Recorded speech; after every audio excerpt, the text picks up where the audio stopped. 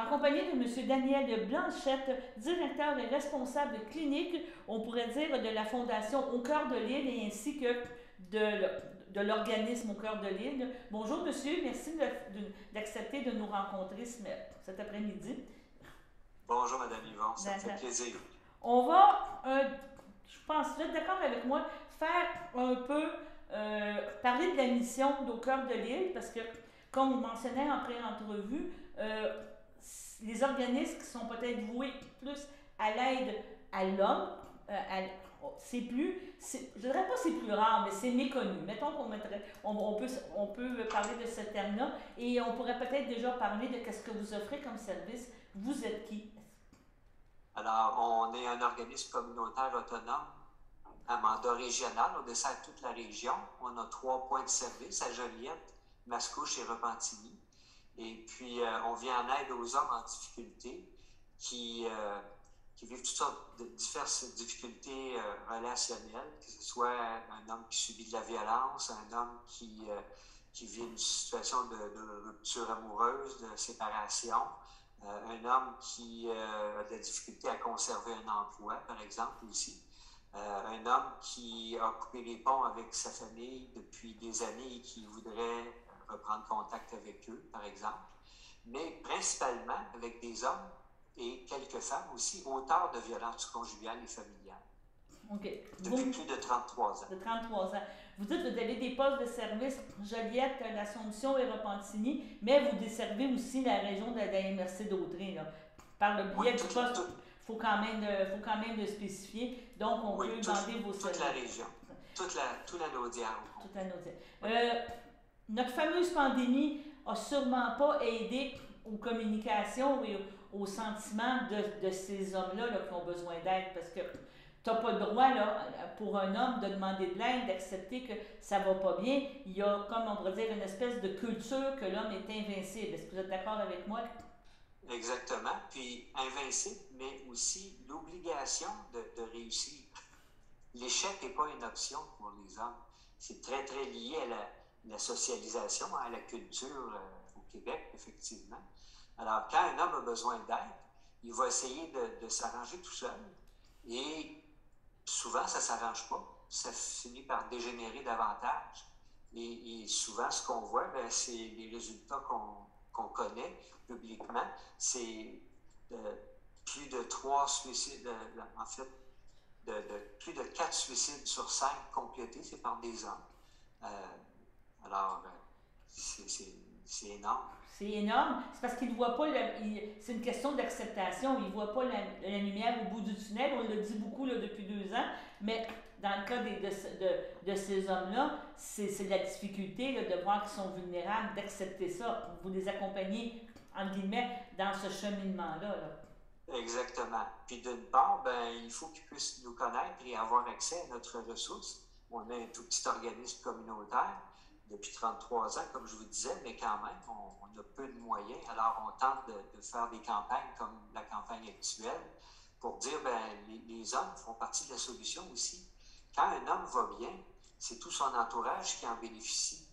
Et quand un homme va moins bien, ben, c'est tout son entourage et ainsi que lui-même qui en subissent les conséquences aussi. Tantôt, on parlait de socialisation de la société. Elle a beaucoup érigé l'homme je ne dirais pas en bienfaiteur, mais comment on pourrait dire, le mettre sur une statue, le mettre sur un piédestal, et c'est ça qui est difficile, je crois, hein, que vous aidez. Exactement. Comme si un homme se doit d'être obligatoirement d'être invincible et ne peut pas se permettre de vivre un échec. Il doit réussir à tout. Okay. Mais c'est une pression qui est inhumaine, là. C'est pas réaliste. Okay. Et quand on a besoin d'aide, on doit pouvoir s'appuyer sur quelqu'un. Et parfois, les hommes, souvent, ce qu'on voit, puis ça c'est documenté, euh, les hommes ont la moitié moins, en fait, il y a la moitié moins d'hommes qui ont un réseau autour d'eux Okay. de proches pour les soutenir que pour des femmes. Et dans la très grande majorité des hommes, leur réseau de soutien se résume à leur conjointe. Ouais. Alors, quand ça va mal en relation avec sa conjointe, il ne reste plus personne. Il reste plus personne.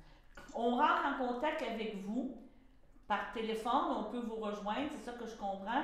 Et Oui, là, vous faites une évaluation, vous tout de suite, vous le mettez en disant, vous le rassurez, vous dites, regarde, c'est déjà un premier pas d'avouer que j'ai besoin d'aide et tout de suite par l'appel, quand vous me parlez de responsable clinique, donc vous avez des intervenants dans tous les domaines, c'est ça que je comprends. Là.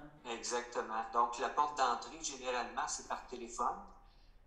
Parfois, les hommes nous trouvent par eux-mêmes, mais généralement, ils sont référés par quelqu'un de leur entourage ou par un autre organisme ou un autre service.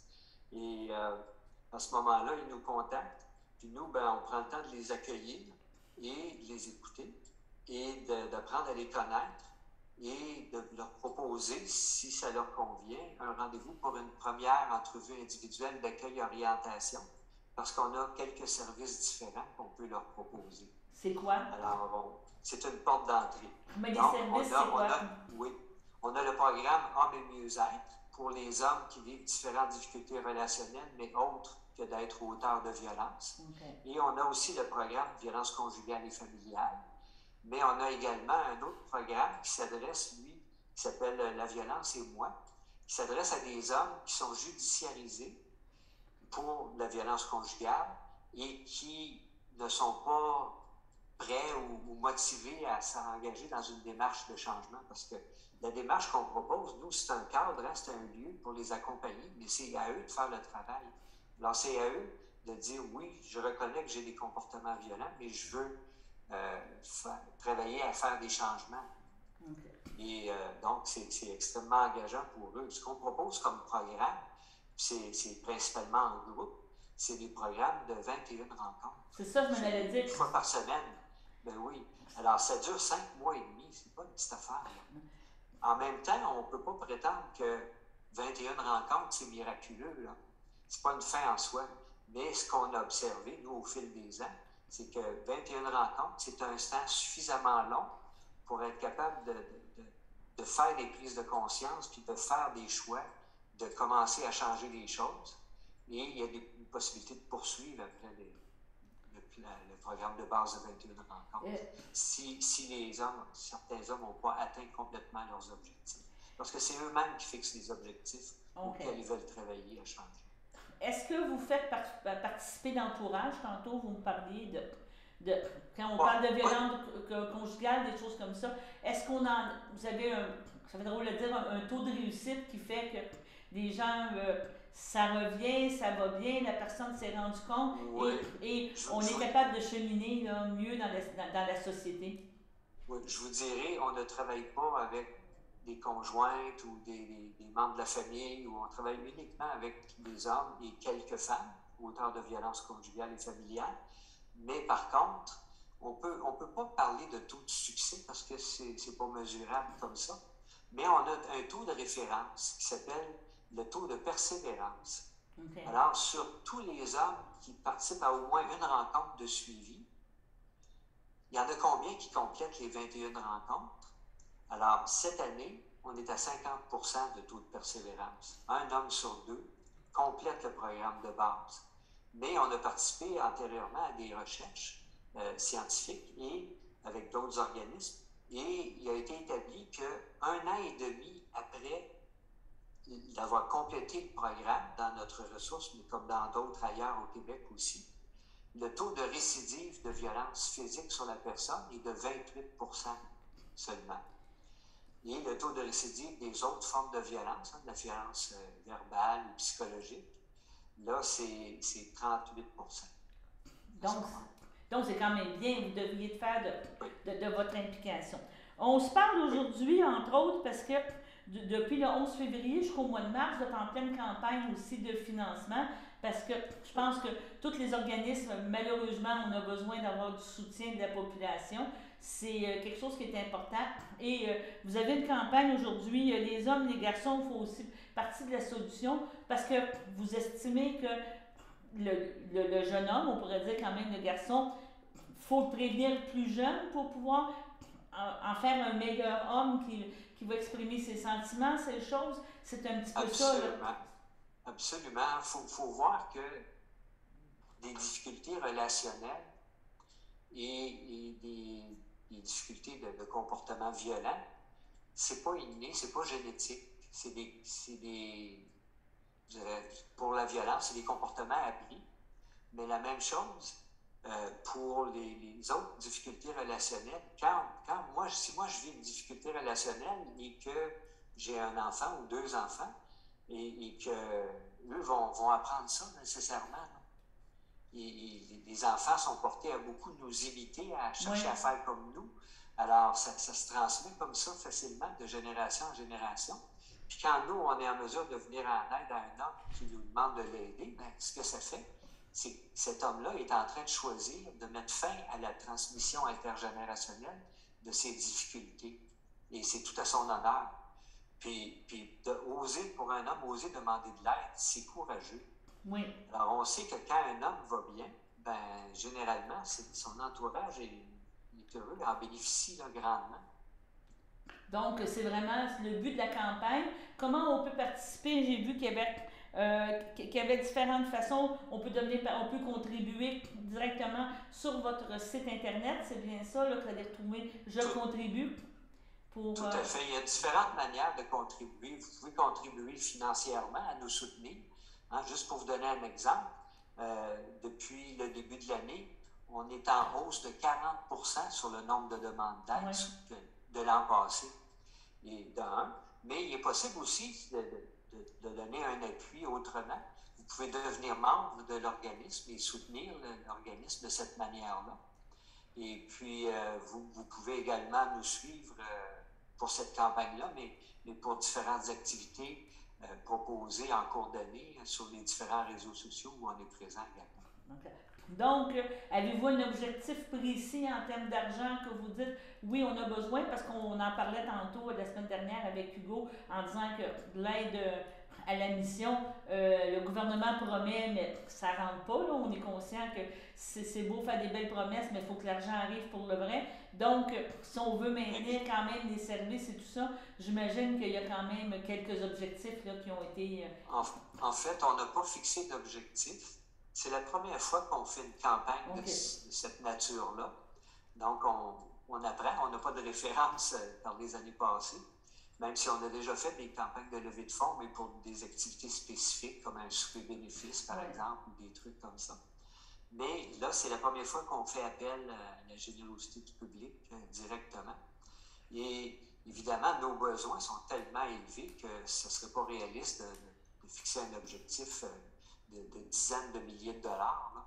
Et on va prendre tout ce que les gens vont nous offrir généreusement parce que moi je dirais, chaque homme à qui on est en mesure de répondre et de l'accueillir, ben, c'est un homme qui en a besoin.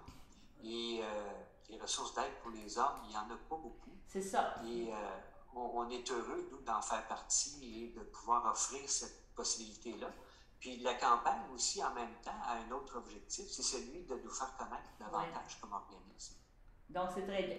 Donc, on rappelle le numéro de téléphone, on a parlé d'aide. Est-ce que vous pouvez nous rappeler comment on peut vous rejoindre pour... si on a besoin d'aide aussi, parce que ça peut être important. Tout à fait. C'est le 450-756-4934. Et c'est le poste 1. Parce qu'il y a deux postes. Hein. Le poste 1, c'est pour l'aide, et le poste 2, c'est pour l'administration. Et quand vous faites le 1, c'est un intervenant ou une intervenante qui va vous répondre. Alors, on a toute une équipe qui est là tous les jours, prête à répondre. Je vous donne un exemple d'ordre de grandeur. En 10 mois de l'année courante, on a reçu 6572 appels entrants depuis le début de l'année. 510 demandes d'aide. C'est 39% de plus que l'an passé. 386 personnes qu'on a aidées, 338 hommes et 48 femmes. 572 entrevues individuelles d'accueil-orientation et 1548 présences en suivi. Là. Alors ça, c'est 43% de hausse sur l'an passé. C'est ça. Donc, vous êtes rendu un service essentiel, comme plusieurs organismes dans la région, et les sous ramassés, l'aide ramassée va vous aider à maintenir votre offre de service pour les prochaines années. Je pense qu'on peut résumer ça comme ça. Hein? Tout à fait et très directement. Non, mais il faut être direct. Oui, Faut le dire. Tu sais, il faut le dire, là, parce que je veux dire, on oui, vient d'en parler que dans le communautaire ou dans l'aide directe là, on pourrait dire aux populations et tout ça. Les demandes, comme vous avez mentionné, sont rendues très, très hautes. On s'attend à beaucoup de choses, oui. mais de notre côté, il faut avoir des ressources et être Et capable de livrer les marchandises, comme on peut dire. Là. exactement. Puis, particulièrement en temps de pandémie, la situation est difficile pour beaucoup de monde. Et donc, souvent, ça a pour impact de cristalliser encore plus les difficultés et la détresse. Et je vous dirais, même si la pandémie se terminait dans quelques semaines ou dans quelques mois ou même dans 2 ans, c'est pas le jour où ça se termine que ça va être terminé, la détresse élevée générée par la pandémie. Ça risque de durer plusieurs Oui, années après ça je suis également. d'accord avec vous. Je vous remercie beaucoup, M. Blanchette. C'était bien apprécié. On a appris plusieurs choses aujourd'hui sur votre Merci. organisme, puis on va vous soutenir dans votre campagne. Merci à vous, c'est un plaisir. Merci. Au revoir.